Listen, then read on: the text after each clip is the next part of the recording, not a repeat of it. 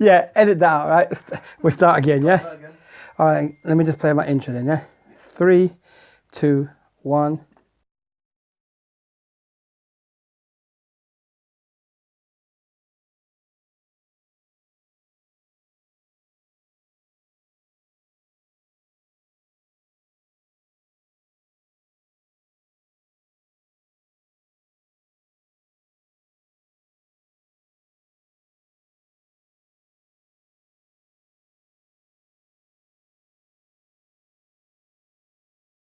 Conversation back again.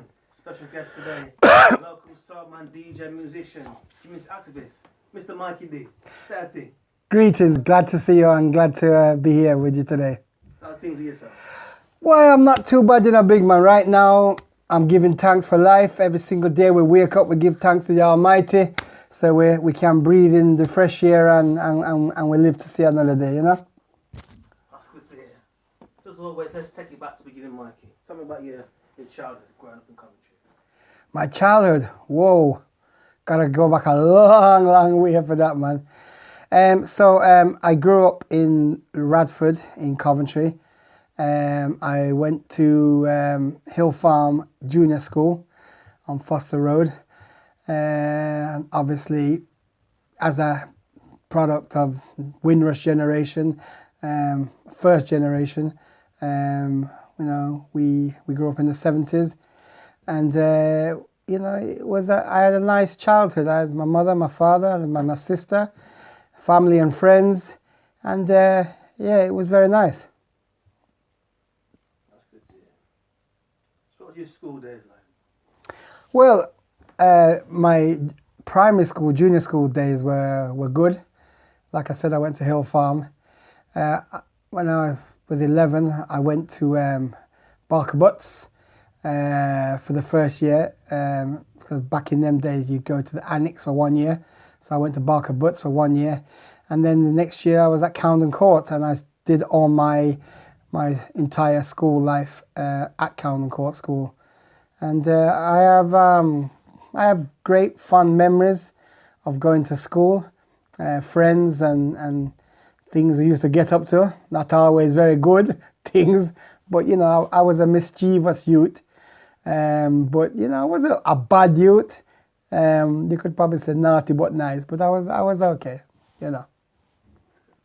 As a teenager, so teenagers was good. I was a very athletic, sporting kind of person. So any sport that was playing at school, I was involved in it. I played rugby for Barker Butts. I played football. I played cricket. I played basketball. I played volleyball. I did athletics. So you know, I was a bit of a firm athlete back in the day. We never always fat like this. You know what I mean? We was slim one time, you know, back in the days. But yes, sports was definitely a great thing. And like any other teenage boy growing up, you know, I rode my bike, you know, and went up and down and went out with my friends and played. And, you know, we had little girlfriends we used to meet up with and them kind of things. I went to the school youth club, a disco and them kind of things back in the day. So I can't complain. My childhood, my teenage youth years were very good. And then by the time I reached 15, 16, you know, I was going out and seeing the bigger world, because when I was 14, my afro was big. And back in the day, growing up in the 70s, if you had a big afro like mine was, you look older. Plus the fact that I had a little pencil line, so that my little mustache, yeah, my little touch, made me look older. So when my friends couldn't get into clubs and stuff, and I was hanging out with guys who were older than me, I was able to get into nightclubs. The first time I was just 14, City Centre nightclub back in the day, and I progressed onwards from there. So I have fond memories of my teenage years, definitely, 100%. When did you first get involved in the music business? Wow, well, we have to go back to mommy and daddy for this, yeah? Because mommy and daddy had the Blue Spot Gram in the front room in the house. For those of you that don't know, back in the day you had two rooms. You had the front room and the back room. The back room is where you generally watch TV and the settee and all kind of something, yeah? But the front room, that's where mummy's best ornaments were, where the best settee was, right? You were only ever allowed in there, and you could only go in there with permission or being accompanied by another adult, right? Or if relatives came from out of town, and you go in the front room. And the front room was so beautiful, but in the corner of the front room was a thing called a gram, and it was called a blue spot gram. My dad had a blue spot gram, and it's like a cabinet, and you lift it open, and then there's a record deck. And then to the side, my dad would have his music, and my mum would have her music on the other side. So that's when I first got introduced to music, playing their music, listening to their songs. And then obviously, as I got older, Top of the Pops, used to watch Top of the Pops on that Thursday night, and and try and tape the top 40 chart show. With young people listening, used to have tape cassettes, and we used to have to press the button them to record, and then we'd pause it when the DJ talk and pause it back again, and things like that. So that's where my musical journey originated from. My father liked reggae and he liked old-time soul. My mother, she was very generic when it came to music. My mum loved reggae, she liked her soul music, but she also liked pop music. We would go to Woolworths at Jubilee Crescent in Radford every week, and mummy would buy a couple 7-inch 45s, you know what I mean? And we'd listen to the pop music then, you get me? So I think me being myself, and I got a lot of my early music influences definitely from my mum. When you first decided you wanted to be a DJ? Good question. So, well, we're going way forward. So, as a DJ, well, I think we need to go back a bit, because I used to be with a sound before I was a DJ. And so my cousins had a sound, well, were part of a sound in London. This sound was called Jahtubbys, and they were like a real heavyweight sound from London, East London.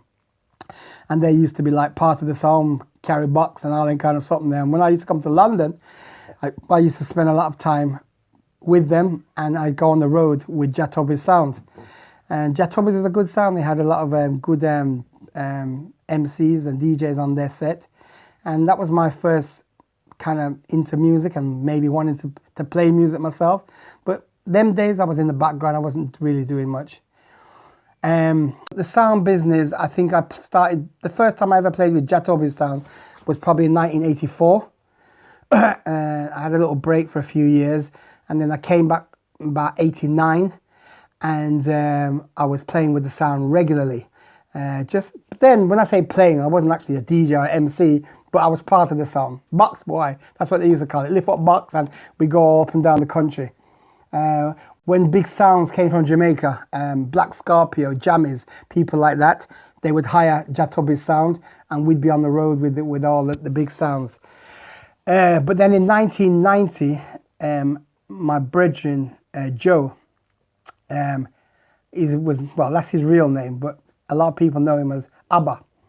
And we started a sound called Abba Shanti. So we were using Jahtubbys boxes, but we were our own sound. And we were a root sound, playing dub and that kind of stuff. And we came to light when the Leicester Carnival of 1990 took place, and we just tear down the whole of Vicky Park in Leicester. And then the rest was history there. We were just playing out as a root sound, dub sound. It wasn't easy for me because they were all from London, and I was here in Coventry, and I was regularly travelling back and forth to London, but I couldn't always make all the dances that they were doing at the time. That was my sound business. That's when I first started in sound, Abba Shanti in the early 90s. And then doing club nights and doing promoting. Did your love of reggae got anything to you becoming a rastafari? Well, that was from the 80s. I was in a difficult place when I was younger, in my teens, and I was going down a wrong road, and finding myself in trouble, getting into badness and all kinds of stuff like that. And I was living outside of Coventry at the time, and my cousin, who was a Rastafarian, we used to reason with me at night times about Rasta and things like that. And then by the time I reached 18, I started to grow my locks and become a Rasta. And then, you know, and that's over 40 years ago. But obviously reggae music and Rasta, you know, that goes together as one. By the time the early 90s came around, I started to be more consistent with the promotions game. I was doing lots of things in promoting and stuff like that, and putting on music events in Coventry mostly.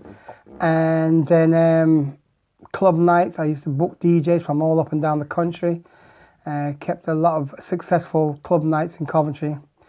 And then back in the about 95, 96, I was running a place called Excel's Wine Bar, which is in town. And I booked 2 DJs from London, people I knew, good DJs, for a brand new night. And what happened is the DJs didn't turn up. They actually called me like just before it started to let me know that they had some problems with the car or something like that. But I think they were bullshit. Yeah, I was about to cuss them, but no, they blagged me, yeah. So I didn't have any DJs. So what I had to do, I had to run home, go and get my records, go and get my CDs, and I had to do the night myself, yeah, play some music. By the end of the night, everybody said they had a good time with the songs that I was playing. So I was like, eh? So then I started to go and buy more music, and then I was doing like family functions and stuff like that, and just little things. The little pub I used to do as well, and then you know, it was just small time. But then I think when I got myself established in Coventry was probably around about the days of garage music.